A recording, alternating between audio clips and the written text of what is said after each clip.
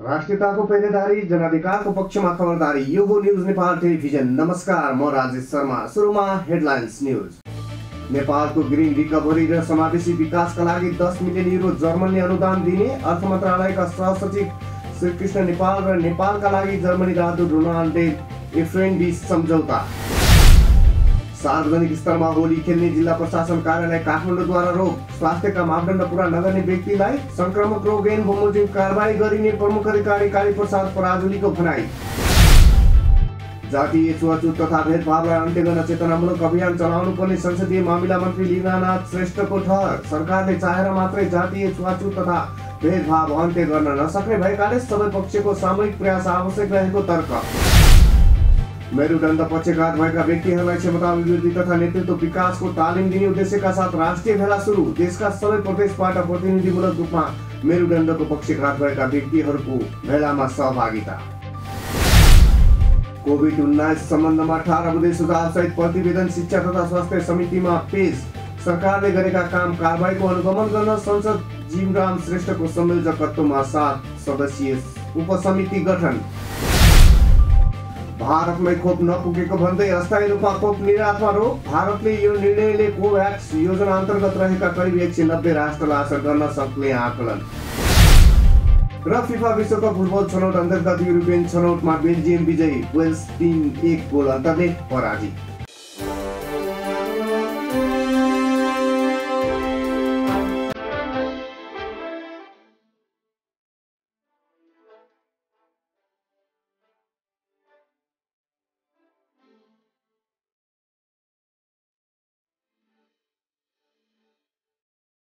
अब न्यूज विस्तारमा सुरु गरौं। जर्मनीले नेपालको ग्रीन रिकभरी र समावेशी विकासका लागि 10 मिलियन युरो अनुदान दिने भएको प्रसङ्गबाट।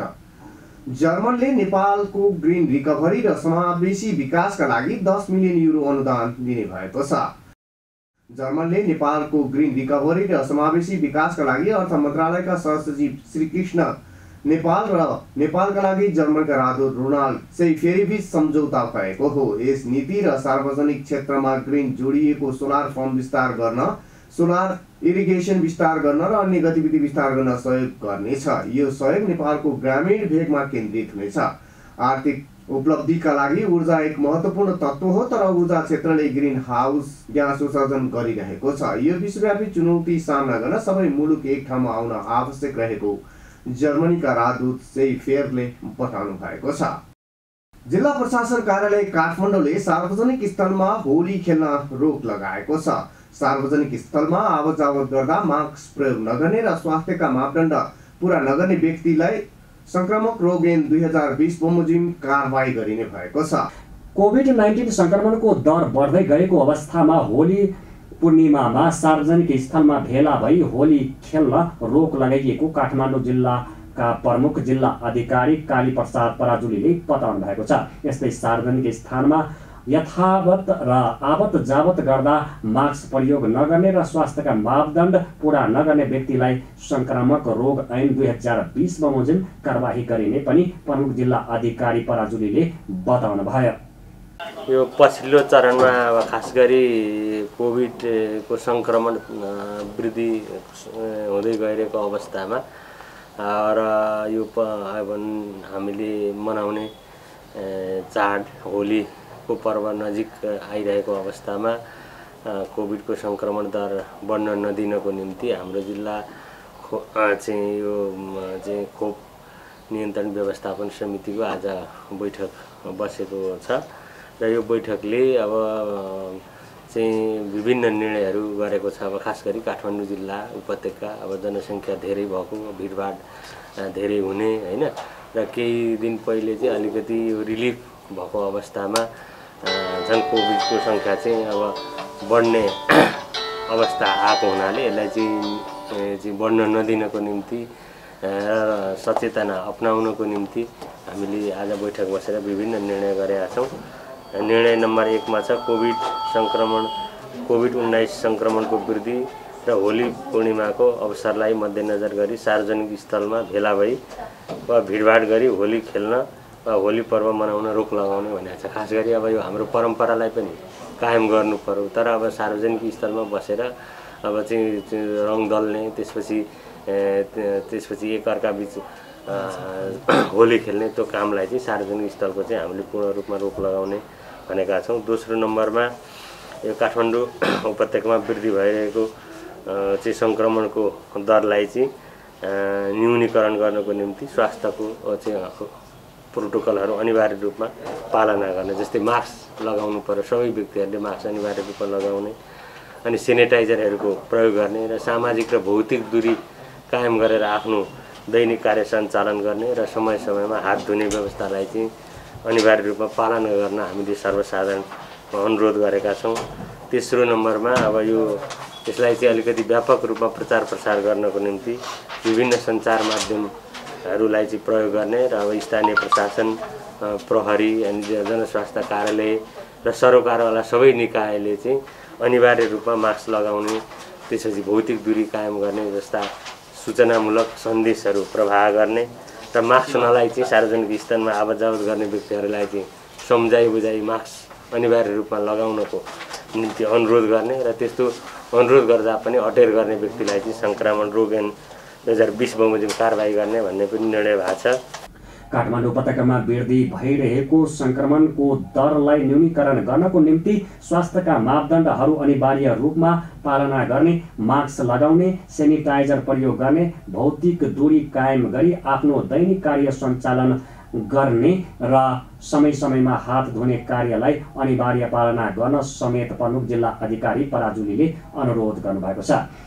स्थानीय प्रशासन, प्रहरी, जनस्वास्थ्य कार्यालय लगायतका सरोकारवाला सबै निकायलाई अनिवार्य मास्क लगाउने, भौतिक दूरी कायम गर्ने, हात धुने लगायतका कुरामा जनचेतना फैलाउने कार्य गर्ने समेत आग्रह गर्नुभयो। यस्तै कोभिड रोकथाम र नियन्त्रणका लागि निर्माण गरिएका क्वारेन्टाइन आइसोलेसन केन्द्रहरूको अवस्था के छ भने सम्बन्धमा सबै स्थानीय तह मार्फत अनुगमन गरी तयारी अवस्थामा राख्ने निर्णय गरिएको पनि उहाँले बताउनुभयो। यो सङ्क्रमण दर बढ्दै गयो भनेदेखि अब त्यो चाहिँलाई चाहिँ अब चाहिँ रोकथाम र नियन्त्रण गर्नको निम्ति हामीले पहिले पनि क्वारेन्टाइनहरू, आइसोलेसन केन्द्रहरू स्थापना गरेका छौँ। तिनीहरूको तयारी अवस्था के छ त्यसको बारेमा सबै स्थानीय तहले चाहिँ अनुगमन गर्ने र अब तयारी हालतमा राख्ने पनि भनेका छौँ। र अहिले विद्यालयहरू पनि अब सञ्चालन भइराखेको छ। यसमा सबै सार्वजनिक सामुदायिक विद्यालय हैन सार्वजनिक विद्यालयहरूले आफ्नो पठन पाठनलाई सञ्चालन गर्नको निम्ति विद्यार्थीहरूलाई चाहिँ अनिवार्य रूपमा मास्क लगाउनको लागि व्यवस्थापन गर्ने, त्यसपछि चाहिँ भौतिक कक्षा कोठाहरूको व्यवस्थापन सोही हिसाबले गर्ने र सेनिटाइजरहरू गर्ने, हात धुने व्यवस्था अनिवार्य रूपमा लगाउने कुराहरू नै गरेका छौँ। र यसको मुख्य उद्देश्य अब हामी पनि अब हिजो चाहिँ लिभिङ विथ कोरोना भनेर अगाडि बढिराखेका थियौँ। अब अहिले चाहिँ फेरि थप जटिलता नआओस् हैन, अब चाहिँ हामी आफू पनि सुरक्षित रहौँ हैन, अरूलाई पनि सुरक्षित राखौँ र कोभिड रोग नियन्त्रण गर्न हामी सबै सफल हौँ र विगतको जस्तै यसमा सबैको सहयोग र साथ रहनेछ भन्ने चाहिँ मैले अपेक्षा पनि गरेको छु। विद्यालय सञ्चालन भएको अवस्थामा विद्यार्थीहरूलाई अनिवार्य मास्क लगाउने व्यवस्था गर्ने, कक्षा कोठाको व्यवस्थापन सोही अनुसार गर्ने, सेनिटाइजर प्रयोग गर्ने, हात धुने लगाउने कुरालाई अनिवार्य पालना गर्ने व्यवस्था गर्न समेत अनुरोध गर्नुभएको छ। यस्तै कोरोनाबाट थप जटिलता नआओस् भन्नका लागि सबै पक्षको साथ र सहयोगको अपेक्षा गरिएको पनि प्रमुख जिल्ला अधिकारी पराजुलीले बताउनुभयो। प्रधानमन्त्री केपी शर्मा ओलीले कोभिड-19 को संक्रमण नकारात्मकतिर गएको भन्दै भयावह हुन नदिन ध्यान दिनुपर्ने बताउनु भएको छ। बुधबार कोभिड-19 सङ्कट व्यवस्थापन केन्द्रबाट प्रकाशित नेपालमा कोभिड-19 महामारी र प्रतिकार्य प्रतिवेदन सार्वजनिकीकरण कार्यक्रममा बोल्दै प्रधानमन्त्री ओलीले कोभिड-19 को संक्रमण नकारात्मकतिर जान र जाने लक्षण देखिएको भन्दै भयावह हुन नदिन ध्यान दिनुपर्ने बताउनु भएको हो। यद्यपि अहिले भयावहको स्थिति नभएको उहाँको भनाइ छ। प्रधानमन्त्री ओलीले खोप लगाएर कोभिड-19 को संक्रमण निर्मूल पार्न सजिलो नभएको पनि बताउनुभयो। पूर्ण रूपमा नियन्त्रण नहुनेजेलसम्म सामाजिक दूरी कायम राख्नुपर्ने बताउनुभयो। अहिलेसम्ममा आइपुग्दा आजको स्थिति के छ, यो 1, 2, 3 दिनदेखि अलिकति लक्षणहरू फेरि नकारात्मकतातिर जान खोजे हो कि यद्यपि स्थिति भयावह छैन, तर भयावह हुन नपाओस् भनेर हुनभन्दा अगाडि नै हामीले ध्यान दिनुपर्दछ। अहिले स्थिति भयावह छैन। अहिले अस्तिको दिनको अघिल्लो दिन 77 थियो, अस्तिको दिन 150 पुग्यो, हिजो 188 पुग्यो, आज कति पुग्छ अब 100 पछि थाहा होला। त्यो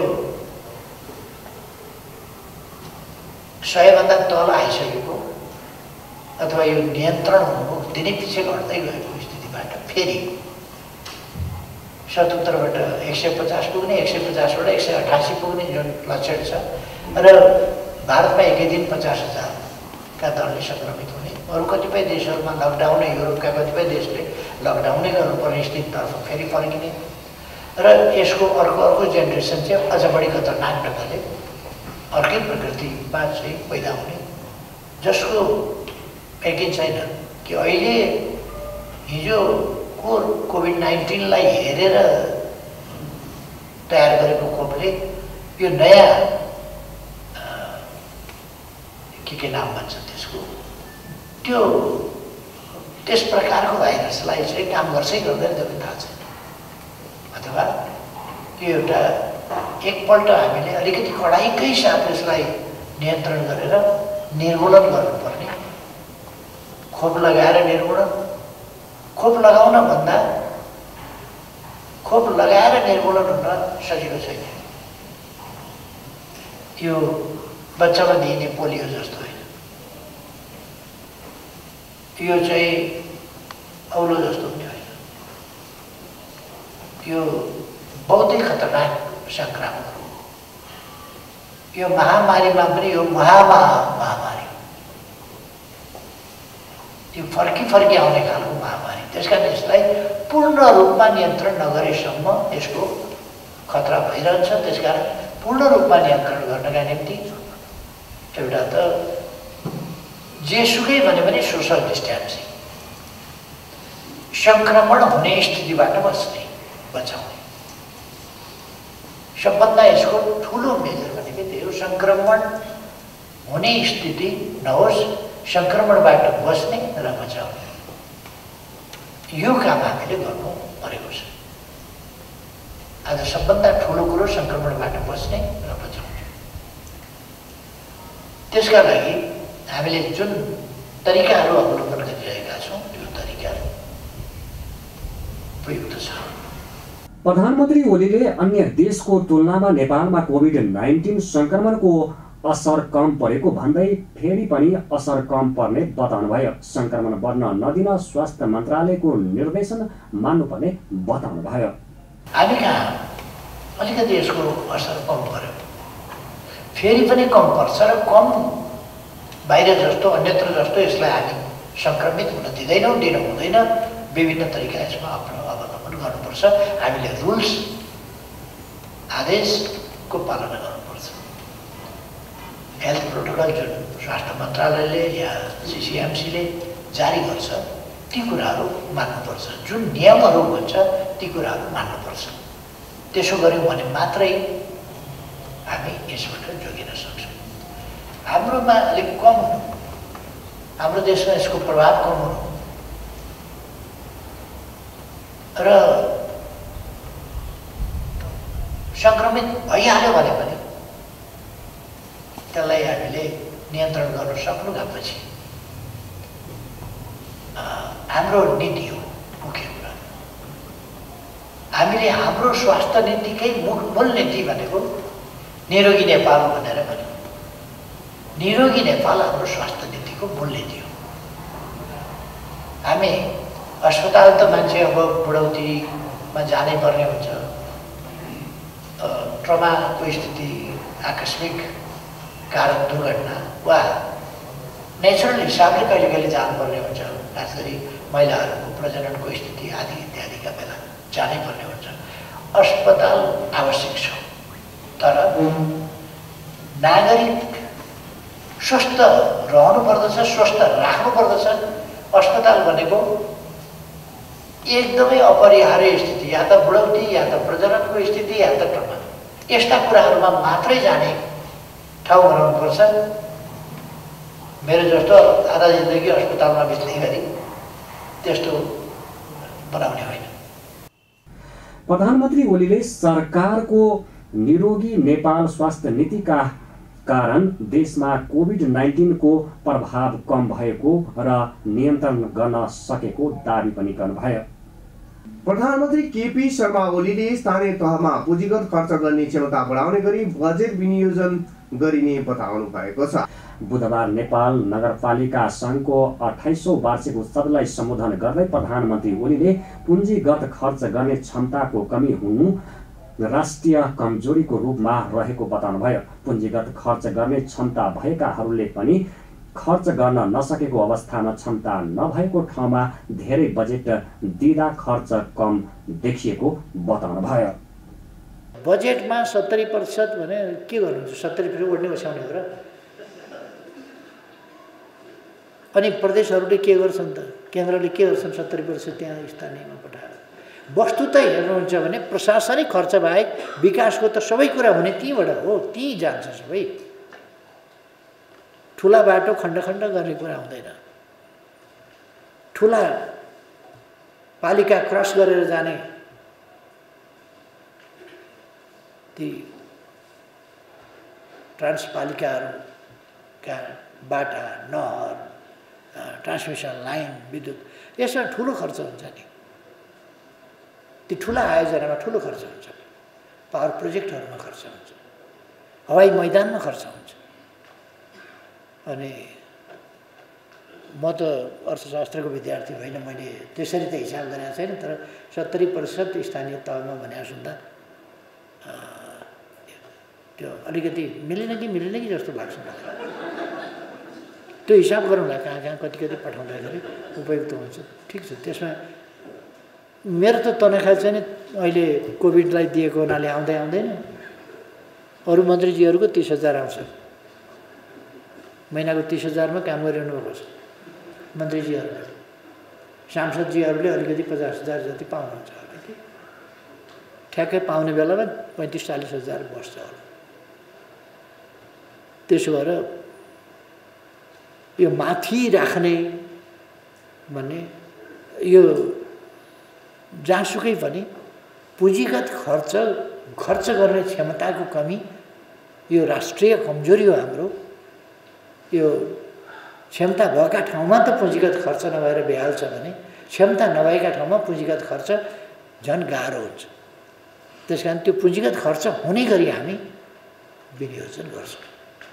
त्यसकारण पुँजीगत खर्च नहुने गरी कतै थुपार्ने, कतै केही गर्ने भन्ने केन्द्र सरकारको सोच होइन। म साथीहरूलाई स्पष्ट भन्न चाहन्छु, त्यस्तो सोच हुनै सक्दैन। थुपारेर राखेर फ्रिज गराएर के अर्थ छ? यसै वर्ष खर्च भयो भने यसै वर्ष विकास भयो भन्ने बुझिन्छ। खर्च भएन भने विकास भएन भन्ने बुझिन्छ। खर्च गर्ने क्षमताको कमी छ हाम्रोमा भन्नुको अर्थ विकास गर्ने क्षमताको कमी छ हामीमा भन्ने कुरा हो। त्यसकारण त्यो कमीलाई हामीले हटाउँछ। प्रधानमन्त्री ओलीले स्थानीय तहहरूलाई अधिकार दिन नहिचकिचाइएको पनि स्पष्ट पार्नुभयो। स्थानीय तहले आफ्नो क्षमतालाई बढाउनु पर्नेमा पनि प्रधानमन्त्री ओलीले जोड दिनुभयो। यो देश विकासका काममा यस कारणले उस कारणले यसो भनेर उसो भनेर स्थानीय तहलाई अधिकार दिनु हुँदैन भनेर स्थानीय तहलाई अधिकार सम्पन्न नबनाए कसलाई अधिकार सम्पन्न बनाउने? स्थानीय तहले घर घरमा लगेर त्यो अधिकार गाई भैँसीलाई खुवाउने हो र? त्यो त त्यहाँ देशका विकासका लागि जनताका लागि खर्च गर्छ नि। त्यसकारण त्यो अधिकार दिन म यति भन्छु साथीहरूलाई, त्यो अधिकार दिन हिचकिचाउनु पर्ने कुनै कारण छैन। खालि के भने क्यापेसिटी बिल्डिङको स्थितिमा अलिकति हामीले तालमेल बनाउनुपर्छ, त्यो विकास गर्दै जानुपर्छ। हामी त ट्रान्जिसनल फेजमै छौँ अहिले। ट्रान्जिसनल फेजमा यति धेरै कानुन बनाएका छौँ संविधान अनुकूल बनाउन। संविधान हामीले बनायौँ। संविधानमा यो छ भन्दा पनि म त यो व्यवस्था गरेका छौँ हामीले संविधानमा भन्छु। संविधानमा मौलिक हक छ भनेर मलाई त कसैले देखाइरहनु पर्दैन, किनभने हामीले देखायौँ त्यो यो यो यो यो सबै सबै एक ढङ्गले हामीले तयारी गरेर थाहा छ।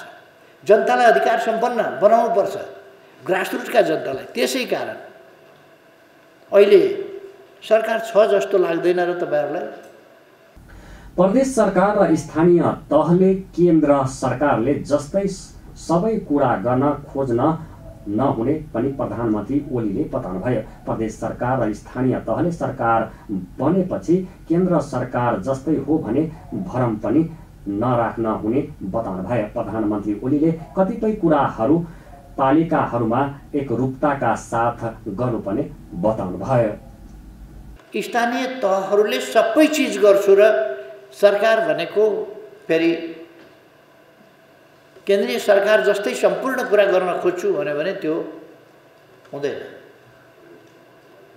त्यो सम्भव पनि हुँदैन, सम्भव पनि छैन। त्यो प्रदेशले पनि भ्रम राख्नु हुँदैन सरकार भनेपछि उस्तै उस्तै हो भनेर। केन्द्रीय सरकार, समग्र राष्ट्रिय सरकार, एकपल्ट मैले नेपाल देशमा नेपाल सरकारका विभिन्न जनतालाई सेवा सुविधा पुर्याउन, समाजको विकास गर्न र आर्थिक उन्नति गर्न, पूर्वाधारहरूको विकास लगायतका तमाम कुराहरू गर्न हामीले सजिलोको लागि विभिन्न तहमा बाँडेका छौँ। तर यो नेपाल सरकार नै सबै तहका सरकार भने पनि तहका सरकार मात्रै हो, नेपाल सरकार मात्रै हो, यो पृथक होइन। सोभरेन आम जनता हो, सोभरेन एउटा सोभरेन देशमा सरकार। त्यसै कारण हामी नेपाल सरकार भन्दा मन्त्री परिषद बुझ्छौँ भनेर सर्वोच्चले परिभाषित गरेको कारण त्यो हो। नेपाल सरकार भने मन्त्री परिषद बुझिन्छ। त्यो भनेको सर्वोच्च कार्यकारिणी हो, सर्वोच्च अदालत। त्यो तल जिल्ला अदालत उसको न्याय गर्ने आफ्नो ठाउँमा छ, आफ्नो अधिकार हुन्छ, तर त्यसलाई बदर गर्ने अधिकार चाहिँ माथिल्ला अदालतहरूको हुन्छ, त्यसलाई सदर गर्ने पनि अधिकार हुन्छ। कतिपय कुराहरू बढी एकरूपताका साथ गर्नुपर्ने हुन्छ।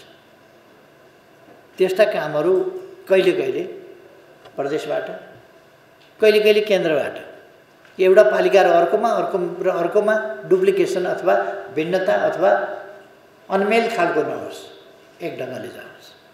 यस्ता कुराहरू गर्ने त हाइवे बनाए पनि पालिका कुद्ने होइन र हाइवे पालिका त कुद्छ नि हाइवे। त्यो पालिकाभन्दा माथि कतैबाट त कुद्ने होइन, त्यो त पालिका कुद्छ। कुनै डेभलपमेन्ट प्रोजेक्ट, कुनै युनिभर्सिटी कुनै पालिकामा पर्ला, कुनैमा नपर्ला, तर त्यो कति क्षेत्रको, कति पपुलेसनको, कति आवश्यकताका निम्ति कुन चिज हो, समग्र राष्ट्रिय आवश्यकताको,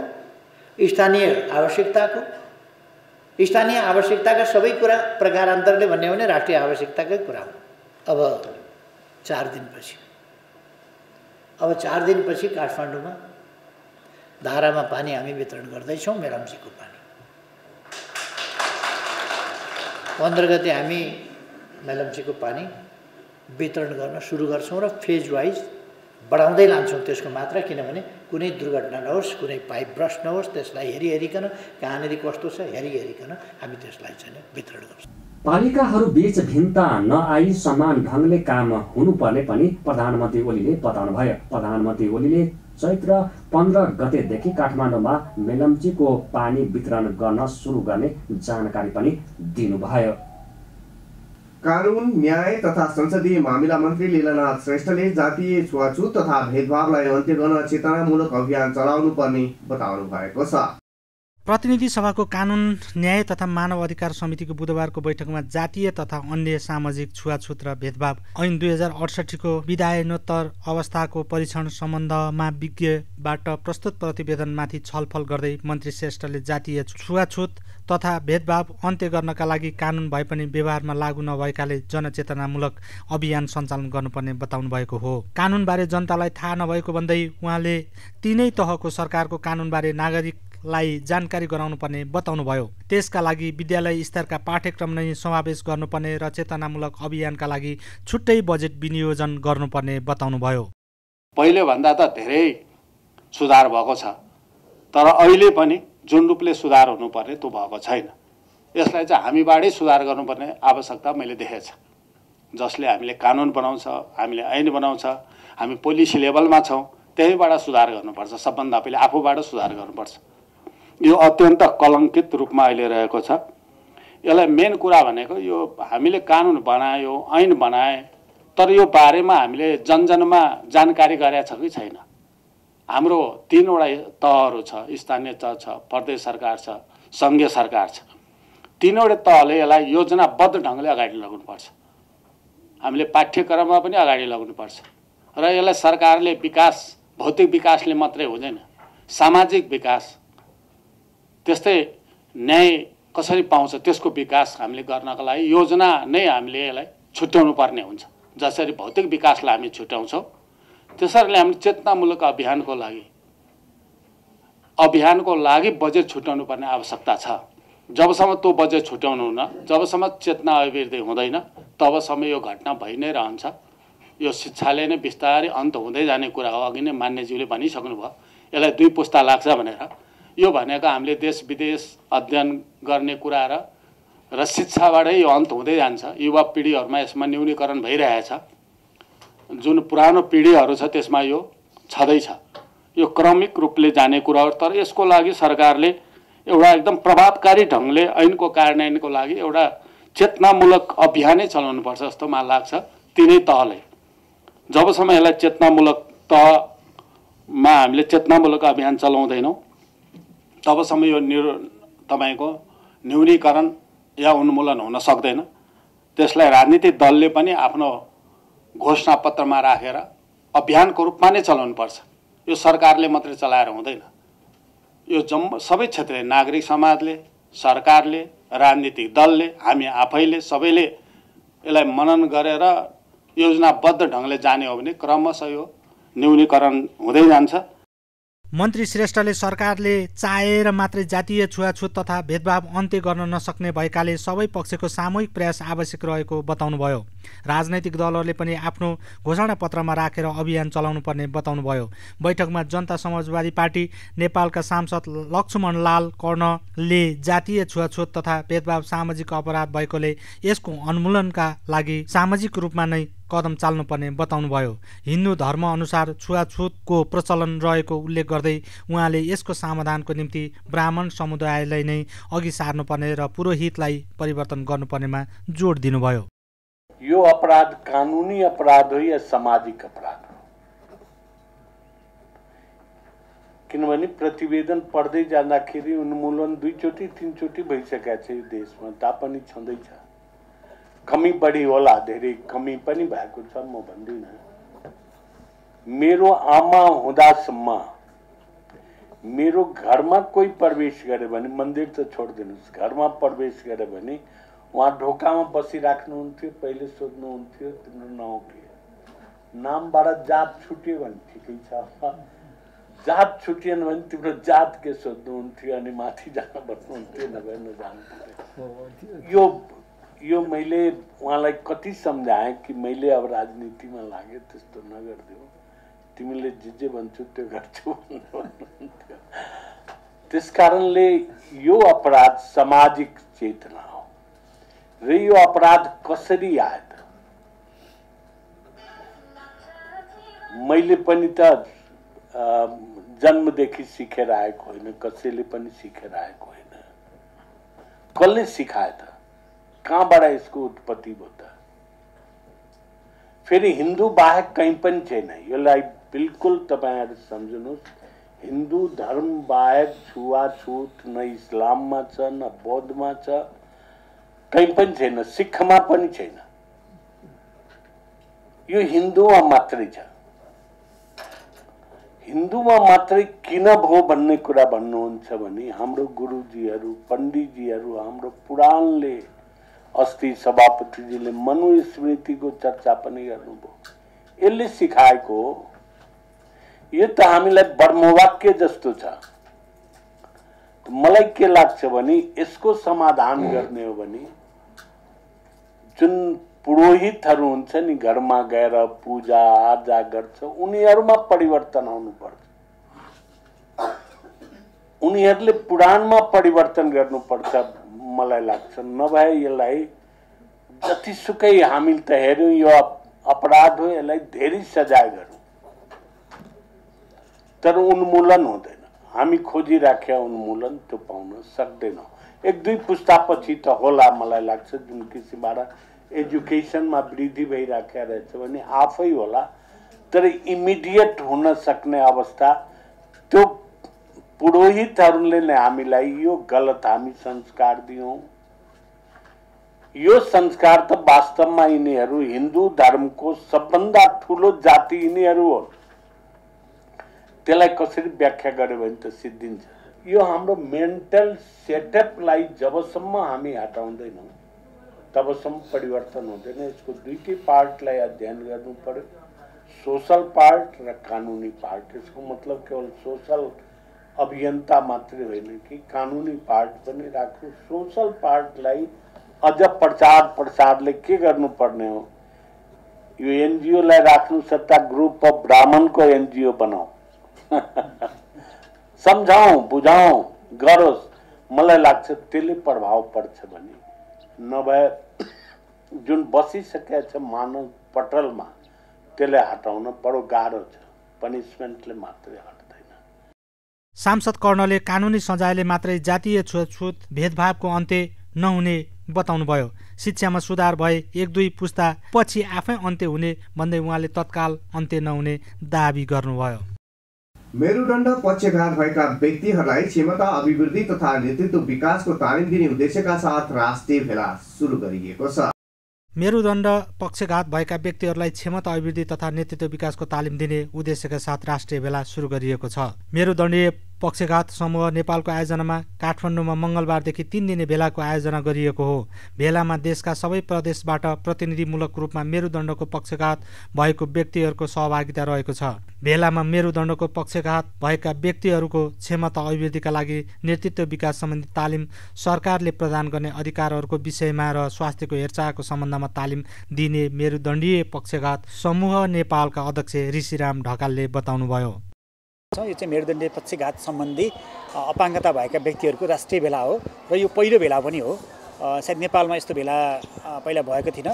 यो चाहिँ हामीले कसरी गरेका छौँ भने प्रत्येक प्रदेशबाट चाहिँ प्रत्येक प्रदेशका स्पाइनल कर्ड इन्जुरी भएका व्यक्तिहरूले चाहिँ सिलेक्सन गरेर प्रतिनिधि पठाउनु भएको छ र उहाँलाई चाहिँ हामीले चाहिँ यो 3 दिने गोष्ठीमा चाहिँ विभिन्न किसिमका तालिमहरू दिन्छौँ जसले चाहिँ उहाँको चाहिँ क्षमता अभिवृद्धि होस् र उहाँ चाहिँ एउटा लिडर बन्न सक्नुभयो। लिडर बनेर चाहिँ आफ्नो प्रदेशमा चाहिँ कसरी चाहिँ अपाङ्गता सम्बन्धी काम गर्न सकिन्छ भन्ने किसिमको तालिम हो र त्यसको साथसाथै यसमा स्वास्थ्य सम्बन्धी कुराहरू पनि छ। जस्तो पहिला त आफ्नो स्वास्थ्य राम्रो हुनुपर्छ। स्पाइनल कर्ड इन्जुरी भइसकेपछि विभिन्न किसिमका समस्याहरू आउँछन् जस्तो दिशा पिसाब व्यवस्थापनका कुराहरू, छालाका हेरचाहका कुराहरू, खानपिनका कुराहरू, व्हिलचेयरका कुराहरू, त्यसपछि गएर सरसफाइ धेरै कुराहरूमा चाहिँ हामीले ध्यान दिनुपर्छ। त्यो विषयमा पनि हामीले जानकारी पाउँछौँ र त्यसपछि चाहिँ हामीले चाहिँ विभिन्न किसिमका फेसिलिटेटरहरू हुनुहुन्छ, त्यो विषय सम्बन्धित विशेषज्ञहरू हुनुहुन्छ। जस्तो अब नेतृत्व विकास र के भन्छ लिडरसिपमा चाहिँ हाम्रो प्रकाश पोखरेलजी हुनुहुन्छ। त्यसै गरेर चाहिँ UNCRPD अपाङ्गता सम्बन्धी महासन्धि छ र स्थानीय सरकारसँग हाम्रो कस्तो अधिकार छ, प्रदेश सरकारसँग कस्तो अधिकार छ, सङ्घीय सरकारसँग हामीले कसरी अधिकार लिने, के अधिकारहरू छन्, हाम्रा नीतिहरू के छन्, परिमार्जितहरू कसरी भइरहेका छन्, त्यो परिमार्जित भएका कुराहरू स्पाइनल कर्ड इन्जुरी भएका व्यक्तिहरूको हकमा छ कि छैनन्, ती कुराहरू चाहिँ हामीले विस्तृत रूपमा हामीले जानकारी पाउनेछौँ र त्यसलाई चाहिँ हामीले गएर सबै प्रदेशमा र स्थानीय निकायहरूमा फेरि प्रदेशका साथीहरू यो चाहिँ TOT हो, उहाँले चाहिँ हामीले तालिम दिन्छौँ र त्यसपछि गएर उहाँले फेरि प्रदेशमा गएर चाहिँ तालिम दिनुहुन्छ। प्रदेशका धेरै अगुवाहरूलाई चाहिँ स्पाइनल कर्ड इन्जुरी सम्बन्धी अगुवाहरूलाई चाहिँ तालिम दिएर उहाँले चाहिँ स्थानीय स्तरसम्म चाहिँ कसरी वकालत गर्ने, हाम्रो अधिकारहरू के छ, अधिकार सुनिश्चित गर्नलाई के गर्नुपर्छ र हाम्रो चाहिँ संस्था कसरी फर्मेसन गर्ने, संस्थालाई कसरी अगाडि बढाउने, सुशासनका कुराहरू, विभिन्न किसिमका कुराहरू चाहिँ हामीले यहाँ सिकाएर पठाउँछौँ र ती कुराहरू चाहिँ उहाँले चाहिँ युटिलाइज गर्नुभयो भने चाहिँ हामीलाई चाहिँ स्पाइनल कर्ड इन्जुरी भएका व्यक्तिहरूको चाहिँ अधिकार सुनिश्चित गर्न चाहिँ सहज हुने खालले भएकोले चाहिँ हामीले यो राष्ट्रिय भेला गराएको। भेलामा सहभागीहरूले मेरुदण्डको पक्षघात भएका व्यक्तिहरूलाई स्वास्थ्य समस्याको साथसाथै विभिन्न प्रकारका समस्याहरू हुने भएकाले सरकारले समाधानका निम्ति ध्यान दिनुपर्ने बताएका छन्। उपचार तथा स्वास्थ्य सामग्रीको सहज उपलब्धता गराउनु पर्नेमा जोड दिएका छन्। माथिको लेभल सी लेभलको चोट लागेको व्यक्तिहरूलाई हात पनि चल्दैन, उहाँहरूलाई चाहिँ खानापिनाहरू अरूको सहारामा खानुपर्ने हुन्छ, एकदमै गाह्रो अवस्था हुन्छ। अनि के अर्को समस्या के छ भन्दाखेरि नि जुन व्यक्ति कमाइराखेको व्यक्ति हुन्छ नि ऊ आफै स्वयं अपाङ्गता भएर बस्नुपर्दा परिवारसँग पनि सम्बन्ध अलिकति चाहिँ नराम्रो हुने। स्पाइनल इन्जुरी एक गम्भीर खालको अपाङ्गता हो। अब यो अपाङ्गता भइसकेपछि यो समस्याहरू छन्, ठुलो चुनौती पनि छ र यसमा सबभन्दा ठुलो समस्या भनेको चाहिँ एउटा दैनिक रूपमा प्रयोग गरिने स्वास्थ्य सामग्रीहरू रहेका छन्। जस्तै हामी नर्मल रूपमा दिशा नहुने, नर्मल रूपमा पिसाब नहुने, अब यस्ता हरेक समस्याहरू छन्। अनि त्यो दिशा व्यवस्थापनको लागि, पिसाब व्यवस्थापनको लागि हामीले दैनिक सामग्रीहरू प्रयोग गर्नुपर्ने हुन्छ। यो स्पाइनल कट इन्जुरी भइसकेपछि हामीलाई सर्वप्रथम त रिहाबको एकदम अत्यन्त आवश्यक पर्छ। त्यो पनि हामीले चाहिँ केन्द्रीकृतमै अहिलेसम्म चाहिँ केन्द्रमै आएर रिहाब गर्नुपर्ने हामीलाई पहिलो चुनौती छ, जहाँ चाहिँ हामीले विकटता एकदम भौगोलिक विकटताको कारणले पनि हामीलाई एकदम पश्चिम पूर्वबाट आउनलाई धेरै नै गाह्रो छ। हामीलाई त्यो स्वास्थ्य सम्बन्धीको, त्यस पछाडि यातायातको हैन सूचना सम्बन्धीको नि एकदम हामीलाई चाहिँ अभाव छ। भेलामा सहभागीहरूले मेरुदण्डको पक्षघात भएका व्यक्तिहरूलाई आफूले सिकेको सिप तालिमबारे आफ्नो प्रदेशमा गएर कार्यक्रम तालिम सञ्चालन गर्ने बताइएको छ। कोभिड-19 सम्बन्धमा सरकारले गरेको काम कारबाहीको अनुगमन गर्न गठित संसदीय उपसमितिले 18 बुँदे सुझाव सहितको प्रतिवेदन शिक्षा तथा स्वास्थ्य समितिमा पेश गरेको छ। प्रतिनिधि सभाको शिक्षा तथा स्वास्थ्य समितिको बुधबार बसेको बैठकमा उपसमितिका संयोजक जीवनराम श्रेष्ठले समिति सभापति जयपुरी घरतीलाई प्रतिवेदन बुझाउनु भएको हो। उपसमितिले कोभिडसँग सम्बन्धित देशभरका अस्पताल, प्रयोगशाला र क्वारेन्टाइनहरूको स्थलगत अनुगमन गरी 18 बुँदे सुझाव सहितको प्रतिवेदन तयार पारेको संयोजक श्रेष्ठले बताउनु भएको छ। उपसमितिले कोभिड जस्ता संक्रामक महामारी भविष्यमा पनि आउन सक्ने सम्भावनालाई ध्यानमा राखी उपचार र नियन्त्रणका लागि सबै प्रदेश र केन्द्रमा आवश्यक सुविधा को संरचना तयार गर्नुपर्ने सुझाव दिएको छ। यस्तै देशभरका प्रत्येक अस्पतालमा संक्रामक रोग सम्बन्धी निश्चित शय्याको युनिट व्यवस्था गर्नुपर्ने, अस्पतालहरूमा अक्सिजन प्लान्ट राख्नुपर्ने, चिकित्सकहरूको अभाव हुन नदिन चिकित्सक बढुवा प्रणालीमा नीति परिवर्तन र सुधार गर्नुपर्ने, अस्पतालहरूमा दरबन्दी अनुसार जनशक्ति व्यवस्थापन गर्नुपर्ने, खुल्ला बोर्डर भएका ठाउँहरूमा स्थायी स्वास्थ्य परीक्षण केन्द्रको व्यवस्था गर्नुपर्ने सुझाव उपसमितिको छ।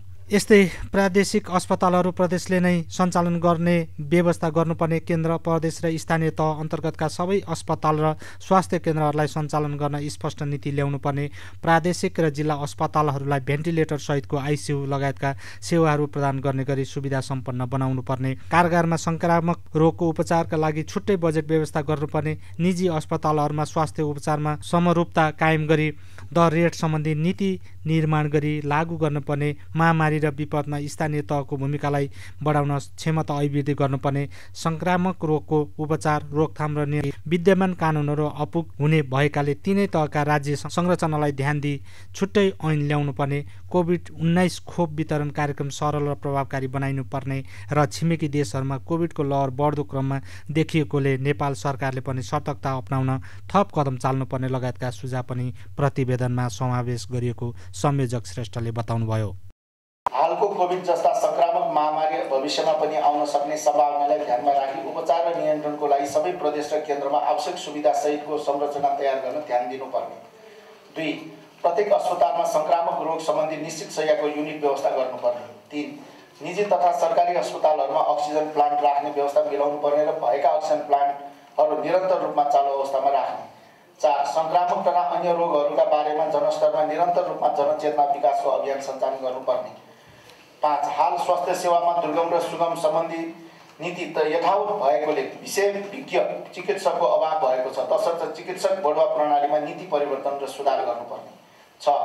अस्पतालहरूमा दरबन्दी अनुसार जनशक्ति व्यवस्थापन गर्ने। 7. खुला बोर्डर भएका ठाउँहरूमा संक्रामक लगायतका रोग सम्बन्धी चेक जाँच गर्न स्थायी स्वास्थ्य परीक्षण केन्द्रको व्यवस्था गर्नुपर्ने। 8. प्रादेशिक अस्पतालहरू प्रदेशले नै सञ्चालन गर्ने व्यवस्था मिलाउनु पर्ने। 9. केन्द्र प्रदेश र स्थानीय तह अन्तर्गत सबै अस्पताल र स्वास्थ्य केन्द्रहरूलाई सञ्चालनका लागि स्पष्ट नीति ल्याउनु पर्ने. 10. प्रदेशभित्रका अस्पतालहरूको अनुगमन तथा निरीक्षण गर्ने अधिकार प्रदेश सरकार मार्फत गर्ने व्यवस्था मिलाउनु पर्ने. 11. प्रादेशिक र जिल्ला अस्पतालहरूलाई भेन्टिलेटर सहितको आइसियु लगायतका सेवाहरू प्रदान गर्ने गरी सुविधा सम्पन्न बनाउनु पर्ने. 12. प्रादेशिक अस्पतालमा सबै रोगहरूको उपचार हुने गरी सेवा सुविधा प्रदान गर्न क्षमता अभिवृद्धि गर्नुपर्ने. 13. कारागारहरूलाई मानवीय वातावरण सहितको बस्ने स्थिति निर्माण गरी यस्ता संक्रामक रोग तथा अन्य स्वास्थ्य समस्याका उपचार तथा व्यवस्थापनका लागि छुट्टै बजेटको व्यवस्था गर्नुपर्ने. निजी अस्पतालहरूमा स्वास्थ्य उपचारमा समरूपता कायम गरी दर रेट सम्बन्धी नीति निर्माण गरी लागू गर्नुपर्ने. 15. जनस्तरमा महामारी र विपद जस्ता अवस्थामा स्थानीय तहको भूमिका सबैभन्दा बढी हुने भएकोले स्थानीय तहलाई यसका निम्ति क्षमता अभिवृद्धि गर्नुपर्ने. 16. संक्रामक रोगको उपचार रोकथाम र नियन्त्रणका लागि विद्यमान कानुनहरू अपुग भएको हुँदा 3 तहको राज्यको संरचनालाई ध्यान दिई सो सम्बन्धी छुट्टै ऐन ल्याउनु पर्ने. 17.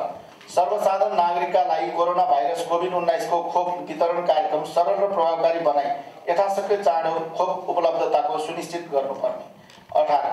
छिमेकी देशहरूमा कोभिडको लहर पुनः बढ्दो क्रममा देखिएकोले सरकारले पनि सो सम्बन्धी आवश्यक सतर्कता अपनाउन कदम चाल्नुपर्ने. यति 18वटा सुझावहरू हामीले यसमा समावेश गरेका छौँ.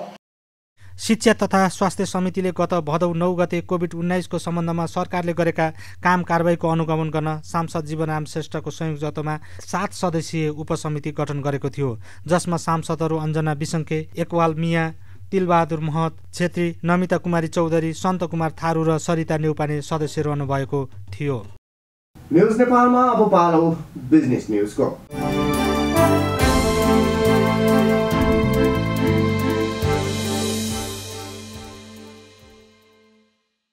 बीमा कम्पनीका अध्यक्ष र प्रमुख कार्यकारी अधिकृतले लगातार 2 कार्यकाल अर्थात् 8 वर्षभन्दा लामो समयको जिम्मेवारी वहन गर्न चाहेमा थप 4 वर्ष कुर्नुपर्ने भएको छ.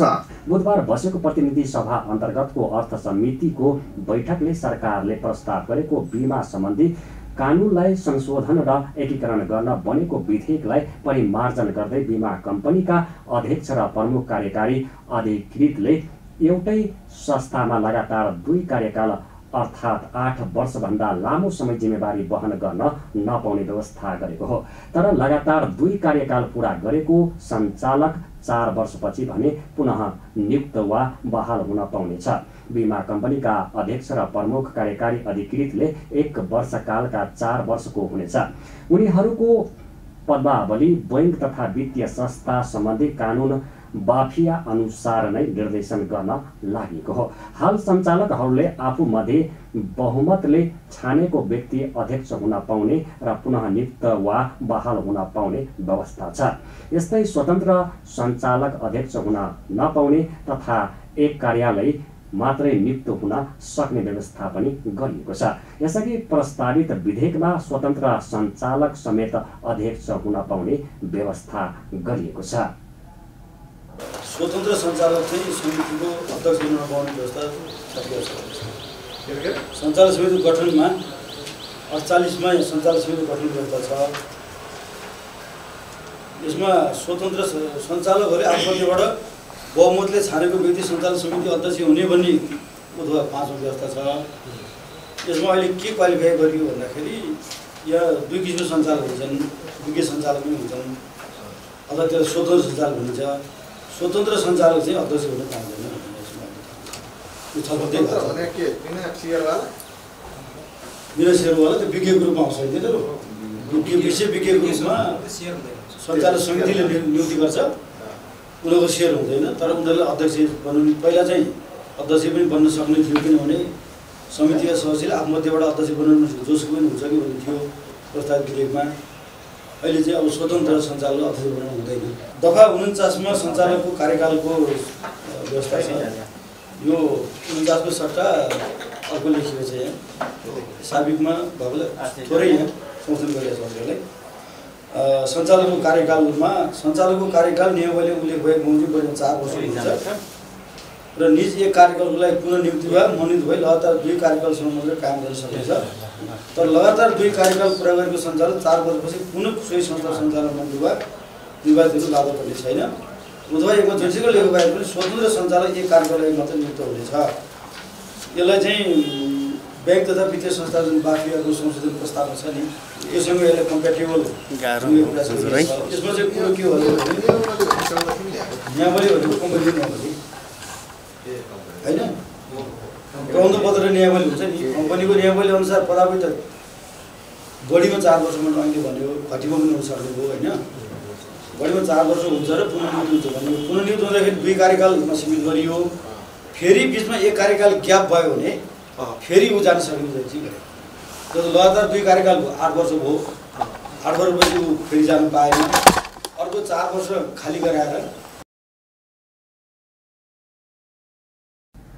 बीमा कम्पनीको प्रमुख कार्यकारी निर्देशक सीओमा नियुक्त हुन बीमा, मौद्रिक, बैंकिङ, वित्तीय, वाणिज्य शास्त्र, व्यवस्थापन, जनप्रशासन, तथ्याङ्क शास्त्र, गणित, अर्थशास्त्र वा वाणिज्य कानुन विषयमा कम्तीमा स्नातकोत्तर वा सो सरहको उपाधि हासिल गरेको हुनुपर्ने भएको छ। यसअघि कानुन विषयमा स्नातकोत्तर गरेकाले पनि नियुक्ति पाउने गरी प्रस्ताव गरिएको थियो। यस्तै व्यवस्थापन तहमा बीमा क्षेत्रमा भए कम्तीमा 5 वर्ष, बैंक तथा वित्तीय संस्थामा भए 8 वर्ष र दुवै क्षेत्रमा भए 1 वर्षको अनुभव सहित कम्तीमा 7 वर्षको अनुभव भएको व्यक्ति मात्रै प्रमुख कार्यकारी अधिकृतमा नियुक्त हुन पाउने गरी विधेयक परिमार्जन गरिएको छ। यसअघि क्रमशः 10, 15 र 1 वर्षको अनुभव सहित कम्तीमा 12 वर्षको अनुभव भएको हुनुपर्ने गरी प्रस्ताव गरिएको थियो। व्यवस्थापन तहमा बीमा क्षेत्रमा भए 5 वर्ष, बैंकको वित्तीय क्षेत्रमा भए 8 वर्ष तथा दुवै क्षेत्रमा भए बीमा कम्तीमा 1 वर्षको अनुभव हासिल सहित कम्तीमा 7 वर्षको अनुभव हासिल गरेको भने सबै थप्ने। यसमा चाहिँ यो किन अहिले उहाँहरूको बीमाको सुशासन सम्बन्धी निर्देशिका भनेर अहिले उहाँले निर्देशिकाबाट यसलाई व्यवस्थित गर्नुभएको छ। सरकारले बीमा व्यवसायलाई व्यवस्थित, नियमित र प्रतिस्पर्धी बनाउन भन्दै 33 महिना पहिले संसदमा बीमा विधेयक पेश गरेको हो। संसदमा पेश भएको लामो समयपछि मात्रै उक्त विधेयकमाथि दफावार छलफल सकिएको छ।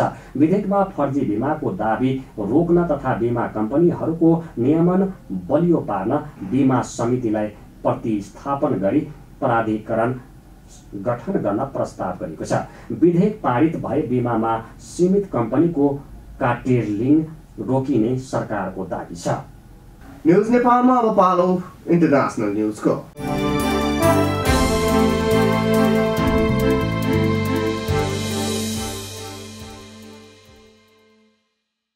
भारतले कोरोना भाइरस कोभिड-19 विरुद्धको खोप निर्यातमा अनिश्चितकालीन रोक लगाएको छ।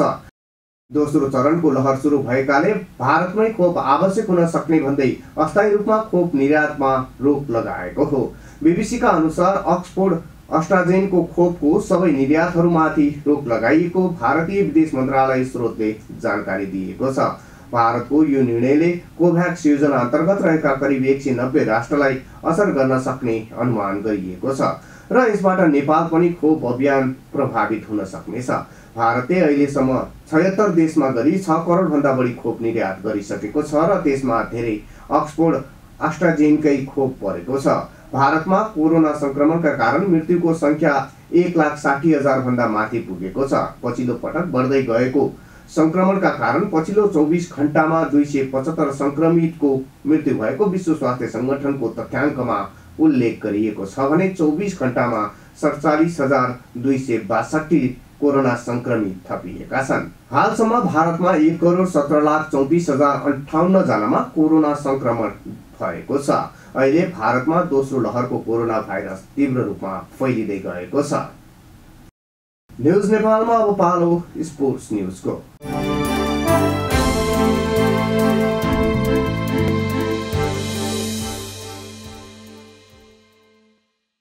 फिफा विश्वकप फुटबल छनौट अन्तर्गत युरोपियन छनौटमा बेल्जियम विजयी भएको छ। बुधबार राति भएको पहिलो खेलमा बेल्जियमले वेल्सलाई 3-1 गोलले पराजित गरेको छ। बेल्जियमले 1 गोल पछि परेको स्थिति उल्टाएर पुनरागमनमा जित निकालेको हो। खेलको 11औं मिनेटमा ह्यारी विल्सनले गोल गर्दै टिमलाई अग्रता दिलाएका थिए, तर खेलको 22औं मिनेटमा कोभिनले गोल गर्दै बेल्जियमलाई 1-1 गोलको बराबरीमा ल्याए। 28औं मिनेटमा हजारले गोल गरेपछि बेल्जियमले 2-1 को अग्रता बनायो। 73औं मिनेटमा लुकाकुले पेनाल्टीमा गोल गर्दै बेल्जियमलाई 3-1 को सहज जित दिलाए। जितसँगै समूह ई को बेल्जियमको 3 अङ्क जोडिएको छ। बेल्जियम समूहको दोस्रो स्थानमा रहेको छ। हामी न्युज बुलेटिनको अन्त्यमा आइपुगेका छौं। जाँदा जाँदै हेडलाइन्स न्युज पुनः एकपटक।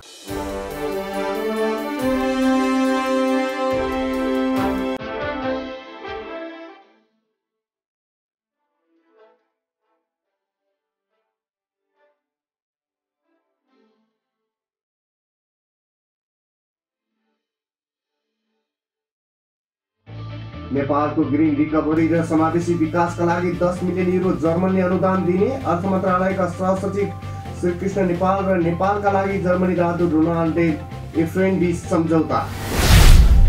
सार्वजनिक स्थलमा होली खेल्ने जिल्ला प्रशासन कार्यालय काठमाडौँद्वारा रोक। स्वास्थ्यका मापदण्ड पूरा नगर्ने व्यक्तिलाई संक्रमक रोग ऐन बमोजिम कारबाही गरिने प्रमुख अधिकारी कालीप्रसाद पराजुलीको भनाई। जातीय छुवाछुत तथा भेदभावलाई अन्त्य गर्न चेतनामूलक अभियान चलाउनु पर्ने संसदीय मामिला मन्त्री लीलानाथ श्रेष्ठको ठहर। सरकारले चाहेर मात्रै जातीय छुवाछुत तथा भेदभाव अन्त्य गर्न नसक्ने भएकाले सबै पक्षको सामूहिक प्रयास आवश्यक रहेको तर्क। मेरुदण्ड पक्षघात भएका व्यक्तिहरूलाई क्षमता अभिवृद्धि तथा नेतृत्व विकासको तालिम दिने उद्देश्यका साथ राष्ट्रिय भेला सुरु। देशका सबै प्रदेशबाट प्रतिनिधिमूलक रूपमा मेरुदण्डको पक्षघात भएका व्यक्तिहरूको भेलामा सहभागिता। कोभिड-19 सम्बन्धमा 18 बुँदे सुझाव सहित प्रतिवेदन शिक्षा तथा स्वास्थ्य समितिमा पेश। सरकारले गरेका काम कारबाहीको अनुगमन गर्न संसद जीवराम श्रेष्ठको संयोजकत्वमा 7 सदस्यीय उपसमिति गठन। भारतमै खोप नपुगेको भन्दै अस्थायी रूपमा खोप निर्यातमा रोक। भारतले यो निर्णयले कोभ्याक्स योजना अन्तर्गत रहेका करिब 190 राष्ट्रलाई असर गर्न सक्ने आकलन। र फिफा विश्वकप फुटबल छनौट अन्तर्गत युरोपियन छनौटमा बेल्जियम विजयी, वेल्स 3-1 गोल अन्तरले पराजित।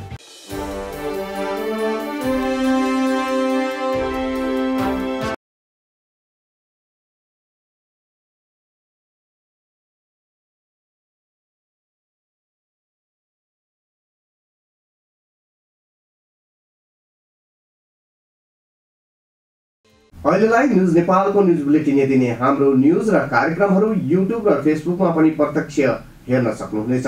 राष्ट्रियताको पहरेदारी, जनाधिकारको पक्षमा खबरदारी हेर्दै रहनुहोला न्युज नेपाल टेलिभिजन। नमस्कार।